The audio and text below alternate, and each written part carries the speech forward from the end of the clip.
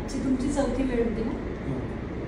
तर 3 आधीच्या ज्या सिटिंग होत्या त्याच्यामध्ये आणि जेव्हा सगळ्यात पहिले जेव्हा आले होते की तुम्हाला तोंड उघडायला आणि तिखट झोंबत होतं ना, तर आता 3 झाल्यानंतर तुम्हाला कसं वाटतं? 3 झाल्यानंतर व्यवस्थित म्हणजे जेवण व्यवस्थित झालं आणि हे जे गाण्याचं जे उघडायचं आहे त्रास खूप कमी झाला. थोडाफार वाटते पण ते पहिलं खूप नाव तिखट वगैरे झोंबत होतं, तिखट कमी झालं. म्हणजे आता पूर्ण होणार नाही पण थोडं म्हणजे पहिले म्हणजे भाजीचं प्रमाण आहे तेवढं आहे. जे गळ्यात तिखट होतं ते तिखट कमी झालं. जेवणही म्हणजे वाढला.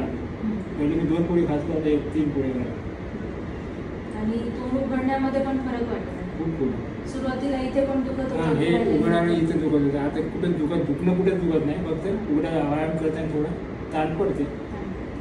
पण व्यायाम करताना काही अकडत होते ना, ते आता अकडत नाही. त्रास दुखणं कमी झालं. व्यायाम किती वेळ करू शकतो? पहिले मी 1 मिनिट केलं तर त्रास.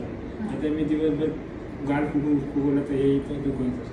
आता मी गाल दिवसभर फुगत राहिलं तर दुखणं कुठेच दुखत नाही. तर आमचे काका दासनवार काका ट्रीटमेंटसाठी आले होते.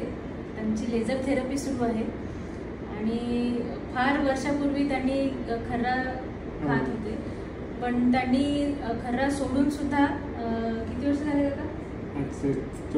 4 वर्ष झाले त्यांनी खर्रा खाल्लेला नाही आहे.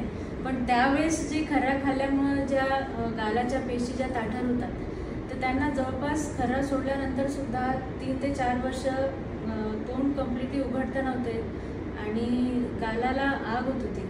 जेवण करताना साधी तिखट भाजी जर नॉर्मल भाजी जरी खाल्ली घरी बनवली ती सुद्धा त्यांना खाताना त्रास होतो. तर काकांची आपल्याकडे थेरपीची ट्रीटमेंट सुरू आहे, लेझर थेरपीची, आणि त्यांना बराच आराम आहे. तर ज्यांना कोणाला असा त्रास होत असेल तर तुम्ही काय सांगणार का?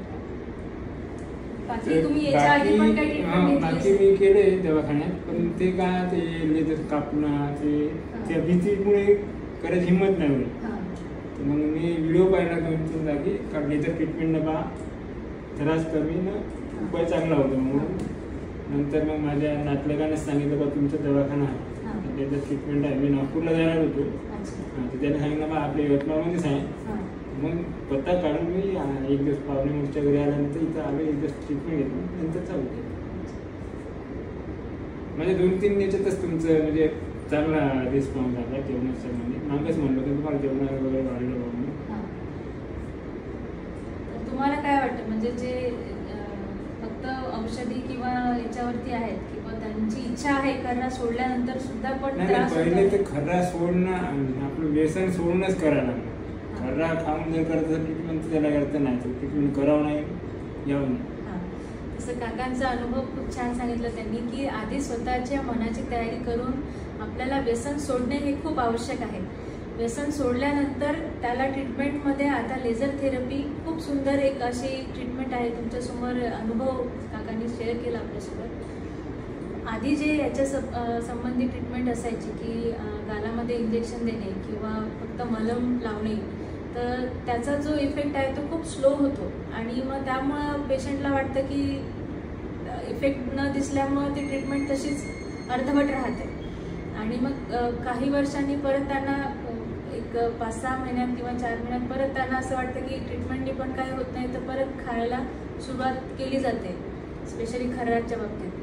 तर लेझर थेरपीमध्ये आपल्याला ॲडिक्शन ही पण एक ट्रीटमेंट आहे, ज्याच्यामध्ये आपण खर्रा खाण्याची किंवा तंबाखू खाण्याची जी इच्छा असते त्याच्यावरती आपण लेझर थेरपीनी कानाच्या ॲक्युप्रेशर पॉईंटवरती आपण काम करतो. त्यांनी खर्रा खाण्याची जी इच्छा आहे ती पण हळूहळू कमी होते.